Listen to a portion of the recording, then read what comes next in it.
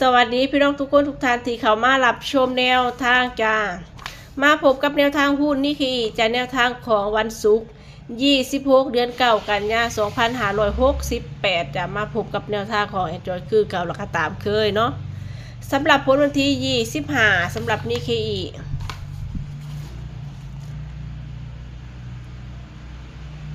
แนวทางรอบเศร้าเด่น1กับ0ผลของรอบเศร้าจ้า9714071จับคู่พลาดไปจ้ารอบเศร้าบนมา71เนาะเสียด16กับ15นี่เสียดให้1013161514บนมา71มาเด่น1สำหรับบนจ้าล่าง40สำหรับ40เข่าโตกับจะ04เน้นพิษโตเด่น0รอบเสาแอดจอยเน้น0306เข้ามา40เนาะสำหรับ40คือเน้นดูรอบบ่ายก็เลยบ่ได้เน้นรอบเสาคู่เด่นเลยตัวนี้4004จับให้เสาคู่เด่นเสากับบ่ายรอบเสาได้โตกับรอบบ่ายมาตรงๆเด่น0ก็เข้ามาจ้าสำหรับรอบบ่ายให้เด่น4และ3ผลของรอบบ่ายจ้า49362สำหรับรอบบ่าย493บนนี่มาเต็มเลยเนาะครบ3ตัวบนจะ4อยู่หลักร้อยจ้า493 439เต็ม3ตัวบนของรอบเช้าเนาะเด่น4ของเฮาอยู่หลักร้อยเนาะจ้าหรือแต่ว่า4เก้าเนี่ยจะบริจับหายเนาะโอ้จับหายแต่4จับหายแต่3เก้าเนาะส่วน4เก้านี่บริจับหายถ้าเกิดว่ามี4เก้าแล้วก็โอ้โห3 4เก้าแต่ว่ามีแค่3เก้าเนาะเอาสำหรับ3เก้ากับเขาโตกับ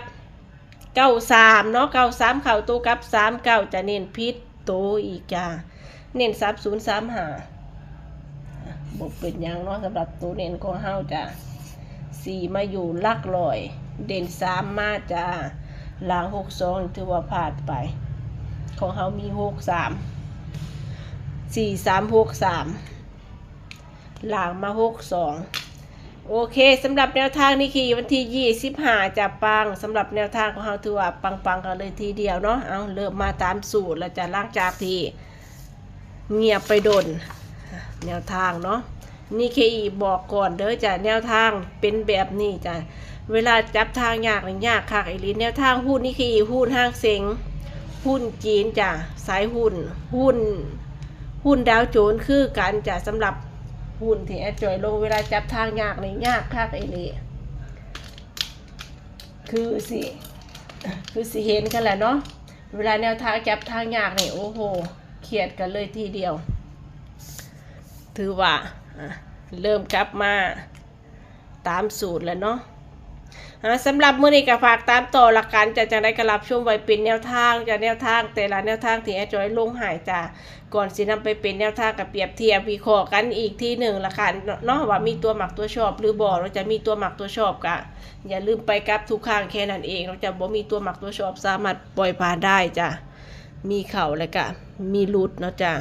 สำหรับมื้อนี้รอบเช้าไฮเดน0กับ9วิ่งรูดจ้ามือสุดท้ายเด้อมื้อนี้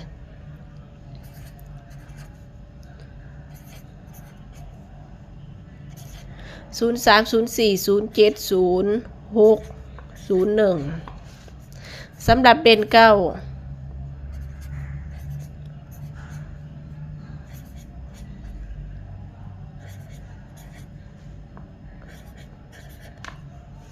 รอบบ่ายไฮเดน3และ2วิ่งลูด3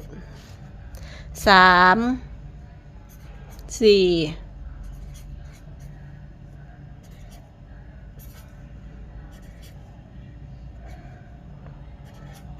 3130สำหรับเด่น2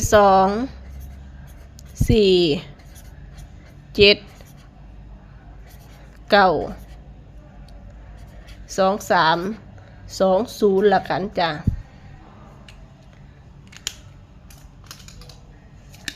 สำหรับตัวเน้นเด่น2รอบบ่ายมื้อนี้เน้น2924